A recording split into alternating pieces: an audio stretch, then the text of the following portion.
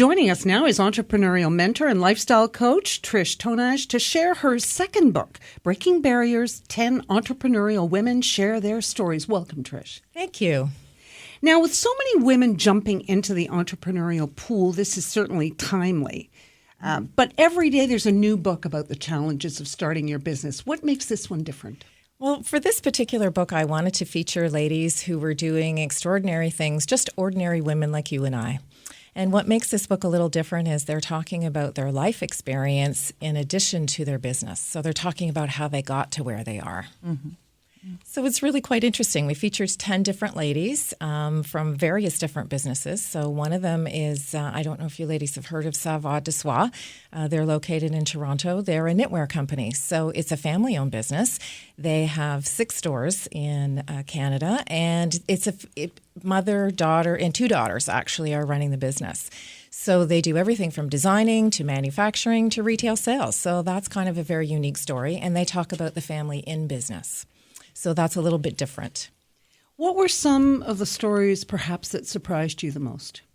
The one that surprised me the most was Gloria McDonald. So Gloria was a matchmaker, and now she is a coach. And one of the things that happened to Gloria was with the advent of the internet, someone wrote a negative review about her business. And in 24 hours, she was out of business. Wow. Pardon me? Yes. Is this matchmakers.com? Or something, or Perfect Partners. And so that business is no longer in existence, and now she has Life Alchemy, which is a coaching business. So what could take down a business in 24 hours? You know, it was interesting. It was when the internet first started, and it was a negative review, and Gloria felt the effects almost immediately in her business. And so she reinvented herself and started Life Alchemy. Isn't that amazing?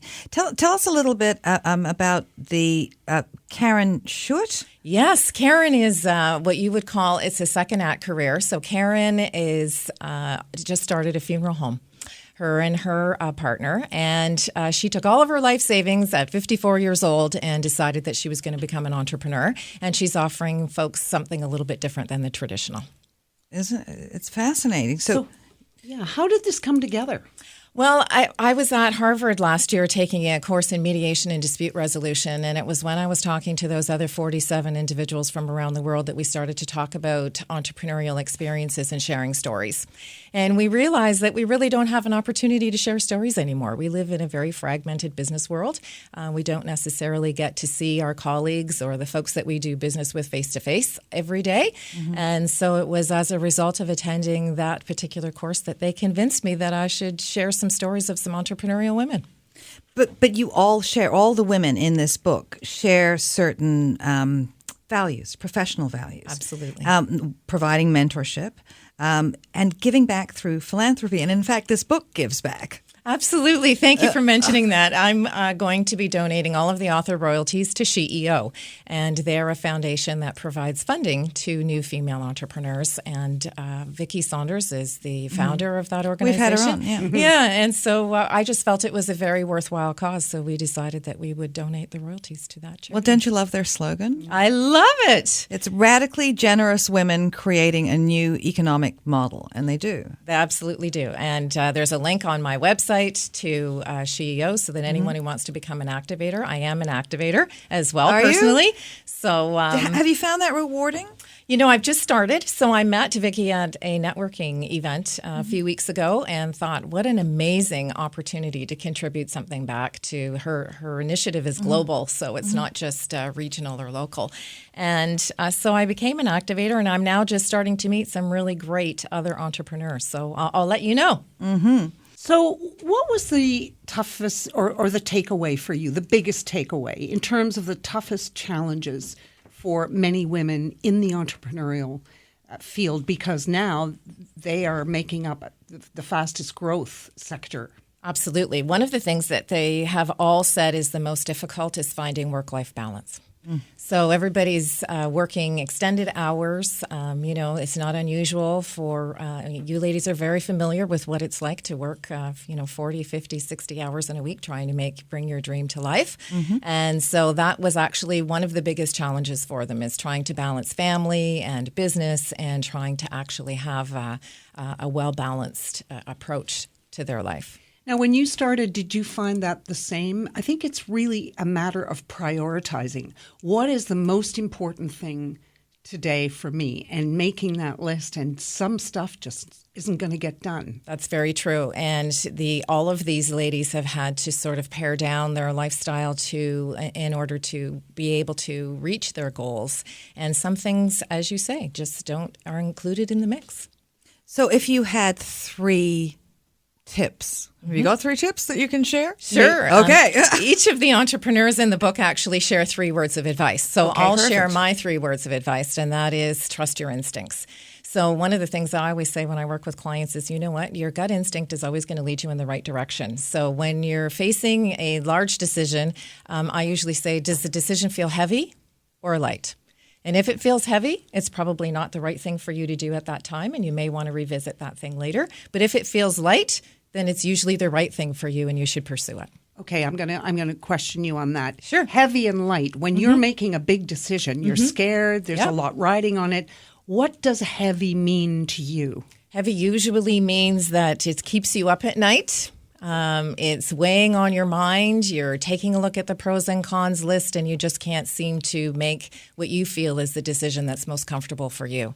And eventually, when you get to the right decision, it will eventually feel light, and it just feels right. And that's what you should go with.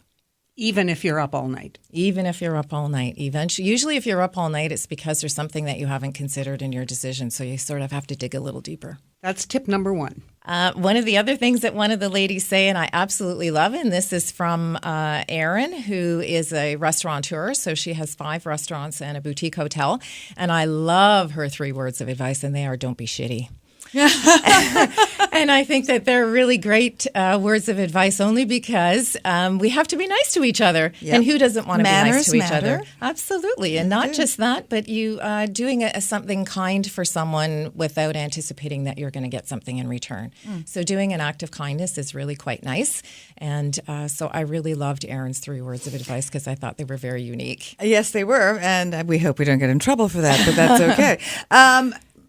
3rd one. You got one more? Third words of advice Yeah. are, I will use Gloria's words of advice, and they are choices, choices, choices.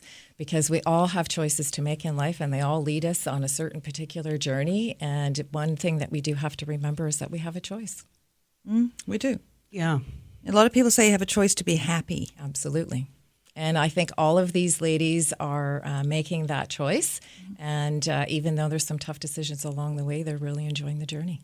Yeah. Well, you make choices and there are consequences. Absolutely. And you have to live with them, but you have to make a choice and know what you're doing. Absolutely. Now, this is your 2nd book. It is.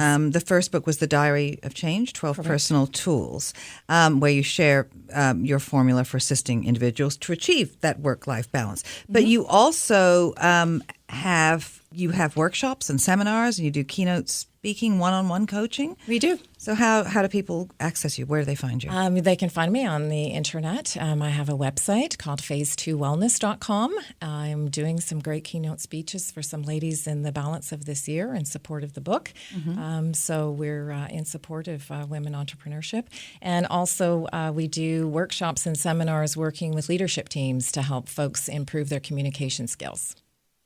Is communication a big deal today? You would think that with the internet and with social media, it wouldn't be. You know, it really is, because I think one of the things that we find is the words that we use and the way that we convey them can sometimes be misinterpreted. And so having a really dynamic team that communicates very well usually means that they're making great decisions for the company and for themselves, and they feel really good about what they do. So it's just finding that dynamic with the various different folks that are working in the working world today and being able to come up with a formula that works for that particular team. That's good. And the book, how do people get the book? We need to tell them that. Absolutely. That would be a communication skill, Kate. The book is available at Chapters in Indigo. I've been very gracious that we've been able to do some book signings in those stores. And I do have a life-size sign that anyone who's purchasing the book can sign. And then we're going to present the life-size card to CEO when we donate the money next year. It's also available on Barnes & Noble and Amazon. Amazing. Well, thank you so much for coming in and telling us all about it. Well, thank you very much for having me. It's been a real pleasure spending some time with you. I'm going to go home and I'm going to read through my copy of the book. Perfect. We'll be right back here on The Jewel. Don't go away.